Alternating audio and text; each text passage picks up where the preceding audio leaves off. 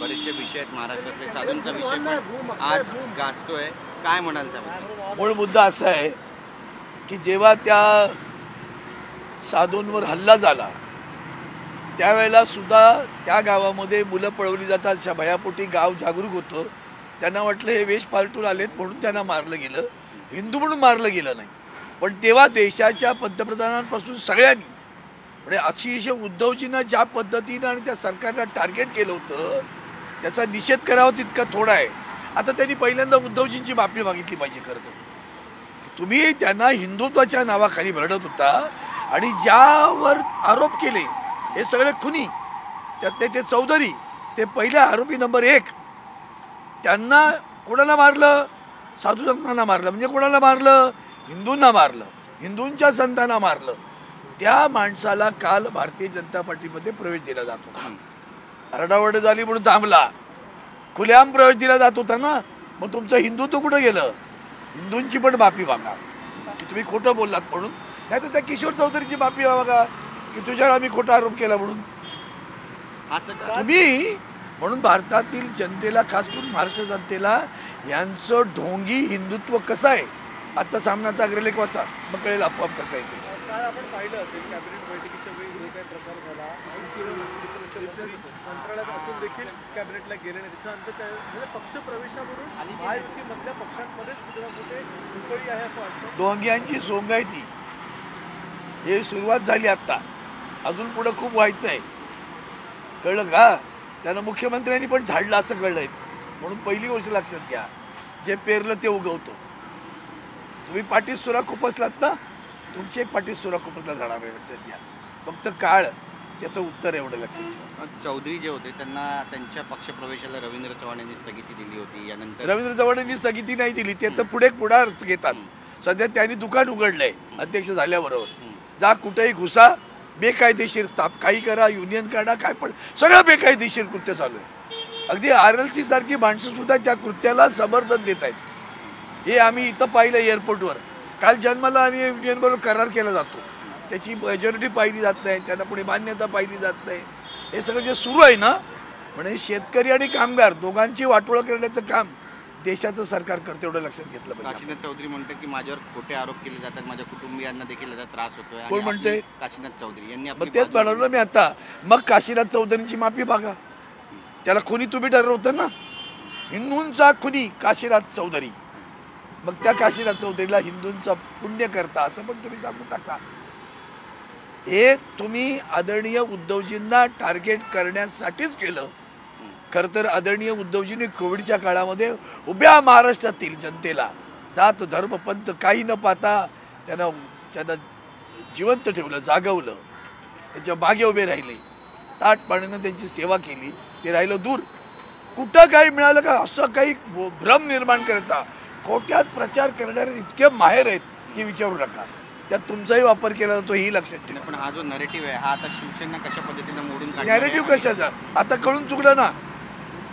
Narrative set करायला नको लागत, त्याला करावं लागतो. नॅरेटिव्ह खरं आहे. ते सत्याला नॅरेटिव्ह करायची गरज नाही. सत्य हे समोर तर सूर्यप्रकाशासारखं ते आलंय. आता तरी शाणे व्हा एवढंच सांगता येईल. नक्कीच.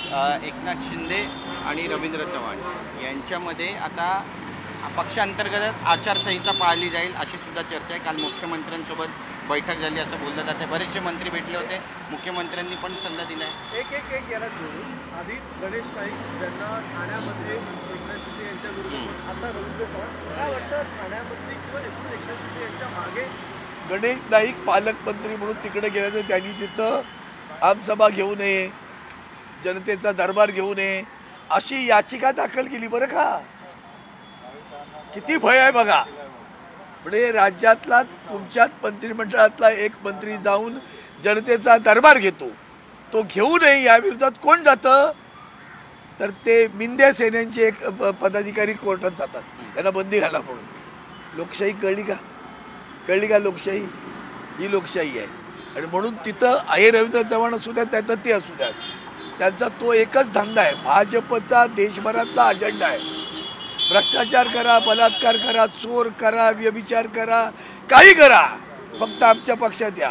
क्लीन चिट पण मिळेल, आणि समोरचा पक्ष खराब बरं वर्षा बरखास्त करतायत, एवढीच त्यांची भूमिका असते. वर्षा गायकवाड यांनी आज सिल्वर इथे शरद पवार यांची भेट घेतलेली आणि मनसेसोबत जाणार नाही, जे प्रांतवाद करतात किंवा देशहिताची गोष्ट करतात त्यांच्यासोबत आम्ही जाऊ मला शकत एका नाही. प्रश्नाचं उत्तर पाहिजे. काल परवाकडं बिहारमधल्या निवडणुका झाल्या, त्याचा निकालही लागलेला आहे. निकाल लागला जास्त शब्द चांगला, निर्णय नको म्हणून. आणि त्या निवडणुकीच्या अगोदर एक तर ते 10,000 रुपये देणं हा भ्रष्टाचार, त्याच्या पलीकडं बिहारमध्ये यापुढे ज्या नोकऱ्या निर्माण होतील त्यामध्ये बिहारींना प्राधान्य दिलं जाईल असं स्वतः नितीश कुमार बाबू म्हणाले. पहिलं त्याबद्दल बोला, मग महाराष्ट्रात मराठी माणसांना प्राधान्य द्या म्हणणं हा गुन्हा कसा ठरू शकतो याचं उत्तर दिलं पाहिजे. भाषावार प्रांत रचना झाल्यानंतर त्या राज्यातील भूमिपुत्रांना प्राधान्य मिळालं पाहिजे. ही भूमिका वंदनीय शिवसेना प्रमुखांची. त्यातूनच सगळ्या लोकाधिकार समिती भारतीय कामगार सेना निर्माण झाल्या. मराठी माणसाला ताट पाण्यानं जगायला शिकवणारे वंदनीय शिवसेना प्रमुख. तो विविधतेमध्ये एकता आहे ना, ती विविधता प्रांतीय आहे, ती अस्मिता प्रांतीय आहे आणि ती प्रांतीय अस्मिता एकतेमध्ये येऊन राष्ट्रधर्म उभा करते. तो प्रश्न वेगळा आहे की तुमच्या त्यांचा स्टँड आहे आणि त्यांनी राष्ट्रवादीला शरद पवारांना म्हणलं. मला असं वाटतं यावर मी अतिशय आणखीन वेगळं बोलण्याची गरज आहे असं मला वाटत नाही. आदरणीय उद्धवजी हा निर्णय घेतील, पक्ष स्वतंत्र आहे. त्यांनी परवा मार्मिक उत्तर दिलं आदरणीय उद्धवजी.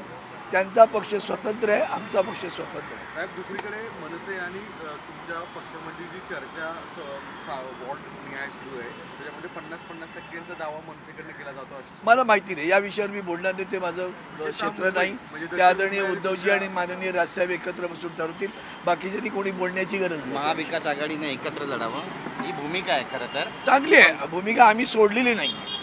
भूमिका आम्ही सोडलेली नाही आहे. आणि भूमिकेमध्ये एक गोष्ट लक्षात घेतलं पाहिजे, पथ्य पाळलं पाहिजे. सर्वसामान्य माणसं जेव्हा आपल्यामधून उभी असतात ना, तेव्हा तुम्ही गोंधळ आपल्या नेत्यांनी निर्माण नाही करायला पाहिजे. हे पथ्य जर पाळलं, तुम्हाला जे वाटतं ते तुम्ही तुमच्या बैठकीत बसा आणि सांगा. 4 भिंतीत बसून तुमचे निर्णय घ्या. हे जर पक्षाच्या प्रमुखांना कळत नसेल तर मग कठीण आहे. एवढंच काँग्रेसला मैत्रीपूर्वक सल्ला आहे. देश विदेशातील प्रत्येक घडामोडींचे लाईव्ह अपडेट मिळवण्यासाठी आता साम टीव्हीच्या सर्व सोशल मीडिया प्लॅटफॉर्मला लाईक, फॉलो आणि सबस्क्राईब करा. तसंच सर्व नोटिफिकेशनसाठी बेल आयकॉन प्रेस करायला विसरू नका.